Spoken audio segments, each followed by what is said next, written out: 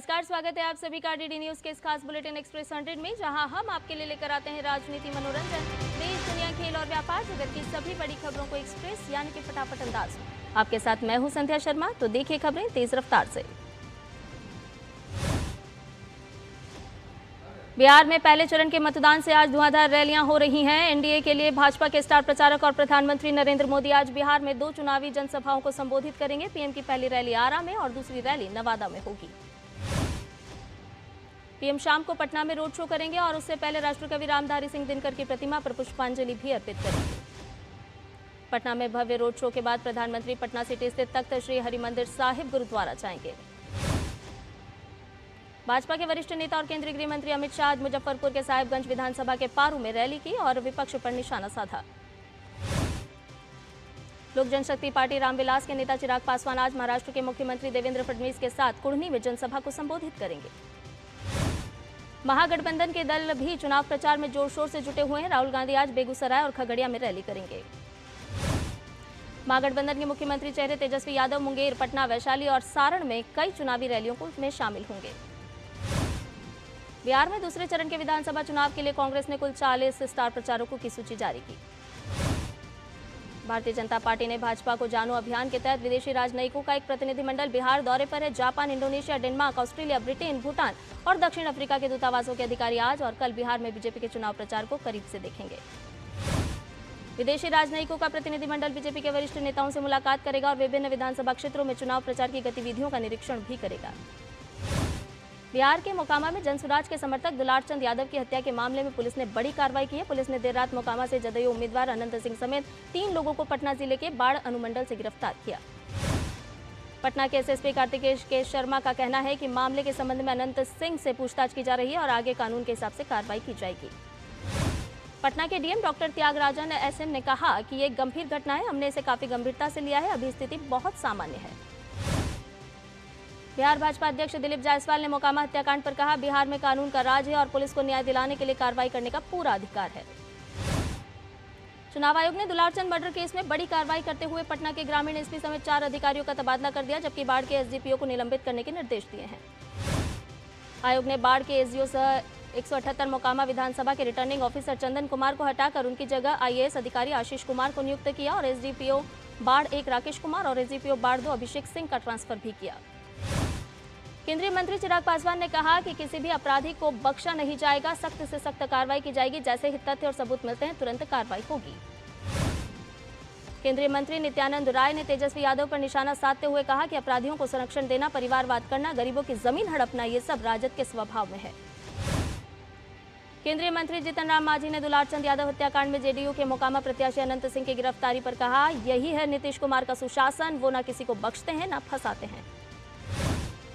केंद्रीय गृह एवं सहकारिता मंत्री अमित शाह आज दिल्ली के रोहिणी में अंतर्राष्ट्रीय आर्य महासम्मेलन 2025 के समापन सत्र को करेंगे संबोधित। देहरादून पहुंचने पर उत्तराखंड के राज्यपाल retired lieutenant general Gurmeet Singh और मुख्यमंत्री पुष्कर सिंह धामी ने राष्ट्रपति द्रौपदी मुर्मू का स्वागत किया। राष्ट्रपति द्रौपदी मुर्मू आज हरिद्वार में पतंजलि विश्वविद्यालय के दीक्षांत समारोह में हुई शामिल। उन्होंने विकसित भारत के निर्माण के लिए देश की बेटियों से आगे आने का आह्वान किया। कल 3 नवंबर को राष्ट्रपति उत्तराखंड राज्य की रजत जयंती के अवसर पर देहरादून में उत्तराखंड विधानसभा को करेंगी संबोधित और नैनीताल स्थित राजभवन की स्थापना के 125 वर्ष पूरे होने के उपलक्ष्य में आयोजित समारोह में भी शामिल होंगी। मंगलवार को राष्ट्रपति कैचीधाम स्थित नीम करौली बाबा आश्रम जाएंगी। बाद में वो नैनीताल में कुमायूं विश्वविद्यालय के 20वें दीक्षांत समारोह में भी शामिल होंगी। उपराष्ट्रपति सीपी राधाकृष्णन कल से केरल के दौरे पर रहेंगे और विभिन्न कार्यक्रमों में लेंगे हिस्सा। उपराष्ट्रपति कल 3 नवंबर को केरल के कोल्लम स्थित फातिमा माता राष्ट्रीय महाविद्यालय के हीरक जयंती समारोह में बतौर मुख्य अतिथि शामिल होंगे। उपराष्ट्रपति सीपी राधाकृष्णन 4 नवंबर को केरल के तिरुवनंतपुरम में श्री चित्रा तिरुनल आयुर्विज्ञान एवं प्रौद्योगिकी संस्थान का दौरा करेंगे। कर्नाटक में लालबाग टनल रोड प्रोजेक्ट को लेकर राजनीति गर्मा गई है। भाजपा सांसद तेजस्वी सूर्या ने पार्टी कार्यकर्ताओं के साथ इस प्रोजेक्ट को लेकर कांग्रेस शासित कर्नाटक सरकार के खिलाफ विरोध प्रदर्शन किया। भाजपा का आरोप है कि प्रोजेक्ट की योजना पर्यावरण और सुरक्षा मानकों को नजरअंदाज करती है और जनता के हितों को खतरे में डालती है। भाजपा ने पश्चिम बंगाल सरकार में मंत्री फरहाद हकीम के विवादित बयान पर टीएमसी पर जमकर हमला बोला है। भाजपा नेता शुभेंदु अधिकारी ने कहा कि एसआईआर के बाद बांग्लादेशी घुसपैठियों के नाम नहीं रहेंगे। चुनाव आयोग के 12 राज्यों और केंद्र शासित प्रदेशों में मतदाता सूची के सघन गहन पुनरीक्षण के खिलाफ आज मुख्यमंत्री एम के स्टालिन की अगुवाई वाली डीएमके ने सर्वदलीय बैठक बुलाई है। एस रामदास की अगुवाई वाली पीएम के पार्टी, विजय की टीवी के पार्टी और सीमान की एनटी के पार्टी के डीएमके द्वारा बुलाई गई सर्वदलीय बैठक का बहिष्कार किया है। इसरो आज शाम 5:26 पर देश के सबसे भारी संचार उपग्रह CMS-03 का प्रक्षेपण करेगा। CMS-3 प्रक्षेपण आंध्र प्रदेश के श्रीहरिकोटा स्थित सतीश धवन अंतरिक्ष केंद्र से किया जाएगा। ये एक बहुबैंड सैन्य संचार उपग्रह है। बहरीन के विदेश मंत्री अब्दुल लतीफ बिन राशिद अल ज़यानी आज भारत के 2 दिन के दौरे पर नई दिल्ली पहुंचेंगे। वो विदेश मंत्री डॉक्टर एस जयशंकर से मुलाकात करेंगे। हैदराबाद में इंडिया जॉय 2025 में फिल्म, एनिमेशन, VFX और कॉमिक्स के क्षेत्र के दिग्गज जुटे हैं। सम्मेलन में 10 देशों के 30,000 से ज्यादा प्रतिनिधि भाग ले रहे हैं। सूचना एवं प्रसारण मंत्रालय के सचिव संजय जाजू ने इंडिया जॉय 2025 में वेव्स बाजार का उद्घाटन किया। उन्होंने कहा कि वेव्स बाजार कंटेंट क्रिएटर्स के लिए एक ऑनलाइन बाजार है। संजय जाजू ने विश्वास व्यक्त किया कि OTT खरीदार भी वेव्स बाजार प्लेटफॉर्म पर आएंगे और उन्हें सभी भाषाओं में उपयुक्त बाजार मिलेगा। Air chief marshal hippie Singh ने दिल्ली के जवाहरलाल नेहरू स्टेडियम में सेखो IAF मैराथन 2025 के पहले संस्करण को दिखाई हरी झंडी। 10 किलोमीटर और 5 किलोमीटर की होने वाली इस दौड़ में सशस्त्र बलों के कर्मियों और स्थानीय नागरिकों ने हिस्सा लिया। सेखो भारतीय वायुसेना मैराथन 2025 में अभिनेत्री अर्चना पूरन सिंह, शेफाली शाह, हुमा कुरैशी और सुनील ग्रोवर भी हुए शामिल। जम्मू कश्मीर के मुख्यमंत्री उमर अब्दुल्ला और बॉलीवुड अभिनेता सुनील शेट्टी ने कश्मीर मैराथन को दिखाई हरी झंडी। अभिनेता सुनील शेट्टी ने कहा, जिस उत्साह के साथ सभी उम्र के लोग दौड़ में भाग ले रहे हैं वो अद्भुत है। उन्होंने कहा कि आने वाले वर्षों में इसे प्रोत्साहित करना उनका प्रयास रहेगा।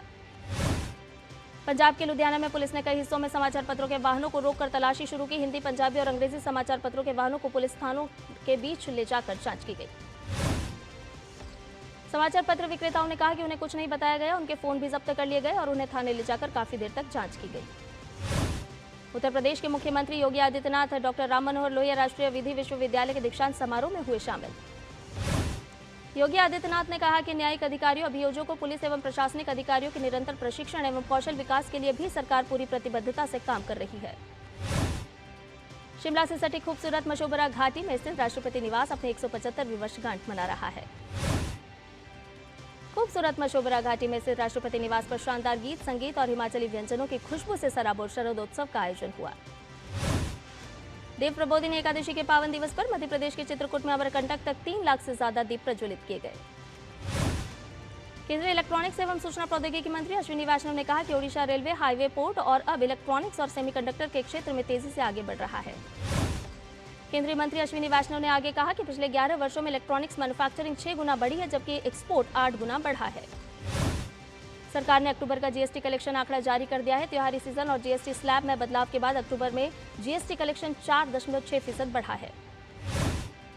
अक्टूबर में कुल जीएसटी कलेक्शन 4.6% बढ़कर 1.96 लाख करोड़ रुपए पहुंच गया है। ये बढ़ोतरी जीएसटी छूट मिलने और त्योहारी सीजन में शानदार खरीदारी के बाद हुई है। फेस्टिव सीजन में पैसेंजर गाड़ियों की बिक्री रिकॉर्ड ऊंचाई पर पहुंच गई। ऑटो कंपनियों ने अक्टूबर में कुल 4,70,227 गाड़ियां बेची है, जो पिछले साल अक्टूबर के मुकाबले 17.23% ज्यादा है। गाड़ियों की रिकॉर्ड बिक्री में जीएसटी रेट में कमी और फेस्टिव सीजन को बड़ा कारण बताया जा रहा है। जीएसटी के नए रेट्स 22 सितंबर से लागू हुए, इससे गाड़ियों की कीमतों में कमी आई। पिछले साल अक्टूबर में कुल 4,01,105 पैसेंजर्स व्हीकल्स की बिक्री हुई। इस साल जनवरी 2025 में कुल 4,05,522 यूनिट्स की बिक्री हुई थी। स्टेट बैंक ऑफ इंडिया ने एक रिपोर्ट में कहा है कि वित्त वर्ष 2026 में जीएसटी से होने वाली आय सरकार के बजटीय अनुमानों से ज्यादा होगी। इस रिपोर्ट के मुताबिक महाराष्ट्र को इस बदलाव से करीब 6% का लाभ होगा, जबकि कर्नाटक को 10.7% की बढ़ोतरी मिलेगी। कल 3 नवंबर से यूपीआई के नए नियम लागू होने जा रहे हैं, जिन्हें नेशनल पेमेंट ऑफ इंडिया यानी कि एनपीसीआई ने तैयार किया है। इन बदलावों का मकसद तेज और सुरक्षित ट्रांजैक्शन करना है। अभी तक यूपीआई में दिन भर में आरटीजीएस के जरिए कुल 10 सेटलमेंट साइकिल चलते थे, जिसमें सही ट्रांजैक्शन और विवादित ट्रांजैक्शन दोनों को साथ में प्रोसेस किया जाता था, जिससे सेटलमेंट में देरी होने लगी थी। इस नए नियम के तहत सेटलमेंट साइकिल में अब सिर्फ पहले वाले 10 सही ट्रांजैक्शन को ही रखा जाएगा, जिससे सुरक्षित ट्रांजैक्शन को सुनिश्चित किया जा सके। भारत सरकार एलआईसी में अपनी 6.5% हिस्सेदारी बेचने की तैयारी में है। इससे बिक्री से सरकार को लगभग 13,200 करोड़ रुपए मिलने का अनुमान है। सेबी की ओर से तय किए गए 10% पब्लिक फ्लोट के लक्ष्य को पूरा करने के लिए सरकार को अपनी हिस्सेदारी बेचनी होगी। इससे पहले सरकार ने मई 2022 में एलआईसी का 3.5% हिस्सा बेचकर 20,557 करोड़ रुपए जुटाए थे। फिलहाल सरकार के पास एलआईसी में 96.5% हिस्सेदारी है। भारत ने डब्ल्यूटीओ से ई कॉमर्स में तकनीकी कंपनियों के एकाधिकार को रोकने के लिए सुरक्षित डिजिटल बुनियादी ढांचे को बढ़ावा देने की अपील की है। भारत ने सुझाव दिया है कि ई कॉमर्स के क्षेत्र में बड़ी तकनीकी कंपनियों के एकाधिकारवादी बाजार विभाजन को रोकने और इस क्षेत्र में छोटे एवं मझोले उद्योगों की भागीदारी को प्रोत्साहित करने के लिए डब्ल्यूटीओ देशों को सुरक्षित डिजिटल सार्वजनिक बुनियादी ढांचे को बढ़ावा देने पर विचार करना चाहिए।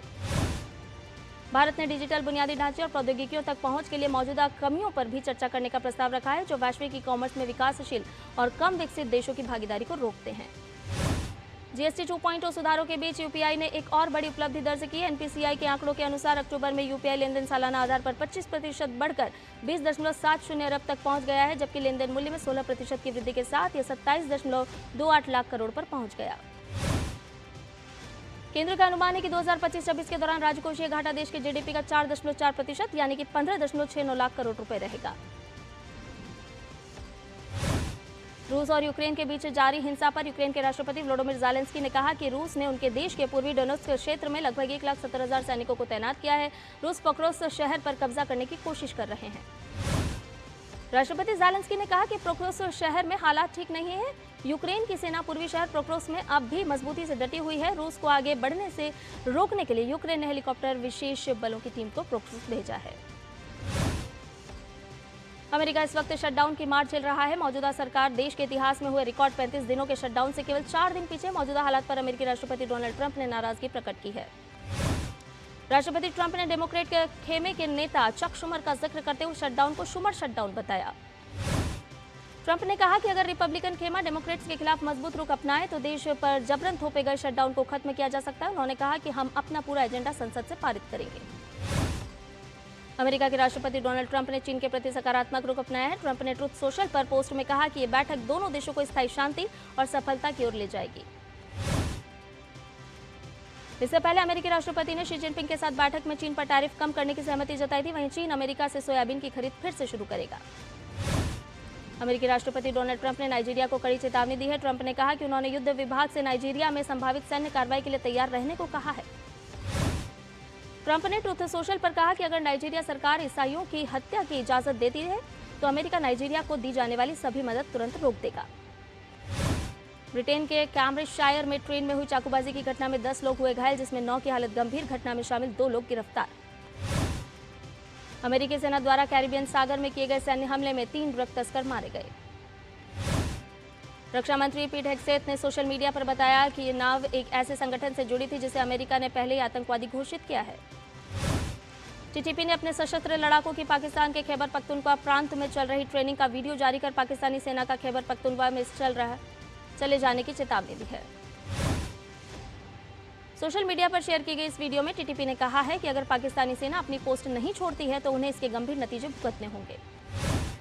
उत्तरी मैक्सिको के सोनोरा राज्य की राजधानी हर्मोसिलो में एक डिपार्टमेंटल स्टोर में धमाके के बाद आग लगी। हादसे में 4 बच्चों समेत 22 लोगों की मौत। प्रत्यक्षदर्शियों ने बताया कि आग तेजी से इमारत और आसपास के वाहनों में फैल गई, जिससे कई लोग अंदर फंस गए। पश्चिमी केन्या के एल्गेयो मार्कवेट काउंटी में हुए भीषण भूस्खलन में 21 लोगों की मौत, 30 से ज्यादा लोग लापता। केन्या सरकार ने बताया कि गंभीर रूप से घायल 25 लोगों को बचा लिया गया है और नजदीकी अस्पतालों में उनका इलाज चल रहा है। मिस्र ने गिजा के महान पिरामिड के पास ग्रैंड इजिप्शियन म्यूजियम का आधिकारिक रूप से उद्घाटन किया है। यह दुनिया का सबसे बड़ा पुरातात्विक संग्रहालय है। इस म्यूजियम में करीब 57,000 से ज्यादा कलाकृतियां रखी गई हैं, जिसमें सबसे प्रमुख राजा तुतनखामन का पूरा खजाना है। भारत और दक्षिण अफ्रीका के बीच आज आईसीसी महिला विश्व कप के फाइनल में होगी खिताबी भिड़ंत। नवी मुंबई में होगा मुकाबला। भारत तीसरी बार आईसीसी महिला विश्व कप के फाइनल में पहुंचा है। भारत ने अब तक एक बार भी खिताब नहीं जीता है। भारत ने वर्ष 2005 और 2017 में एक दिवसीय विश्व कप फाइनल में जगह बनाई थी। प्रसिद्ध सैंड आर्टिस्ट सुदर्शन पटनायक ने महिला क्रिकेट टीम इंडिया के समर्थन में शानदार रेत कला बनाई है, जिसमें उन्होंने 200 क्रिकेट बॉल्स की विशेष इंस्टॉलेशन तैयार किया है। सुदर्शन पटनायक ने कहा कि यह सैंड आर्ट केवल एक बधाई नहीं बल्कि भारत की महिलाओं की शक्ति और आत्मविश्वास को समर्पित है। उत्तर प्रदेश के अमरोहा के कलाकार जुहैब खान ने साउथ अफ्रीका के खिलाफ आईसीसी महिला विश्व कप के फाइनल मैच से पहले भारतीय महिला क्रिकेट टीम के उत्साह वर्धन के लिए उनका चित्र बनाया है। भारत और ऑस्ट्रेलिया के बीच तीसरा T20 इंटरनेशनल मैच आज होबार्ट में खेला जाएगा। 5 मैच की सीरीज में ऑस्ट्रेलिया 1-0 से है आगे। न्यूजीलैंड के केन विलियमसन ने टी20 अंतर्राष्ट्रीय क्रिकेट से संन्यास लेने की घोषणा की है। विलियमसन ने न्यूजीलैंड के लिए 93 टी20 मैच खेले हैं। फिडे शतरंज विश्व कप में भारत ने शीर्ष 8 खिलाड़ियों को दूसरे राउंड में सीधा मिला प्रवेश। फिडे शतरंज विश्व कप में भारत के प्रणव वी ने अल्जीरिया के बोलरेंस एडिने को हराया। भारत के प्रणेश एम ने कजाकिस्तान के सब्बेक अख्तिनवा को हराया। स्टार टेनिस खिलाड़ी रोहन बोपन्ना ने टेनिस से संन्यास ले लिया है। बोपन्ना ने ओलंपिक खेलों में भी भारत का प्रतिनिधित्व किया है। और एक्सप्रेस न्यूज में फिलहाल के लिए इतना ही। मुझे दीजिए इजाजत। नमस्कार।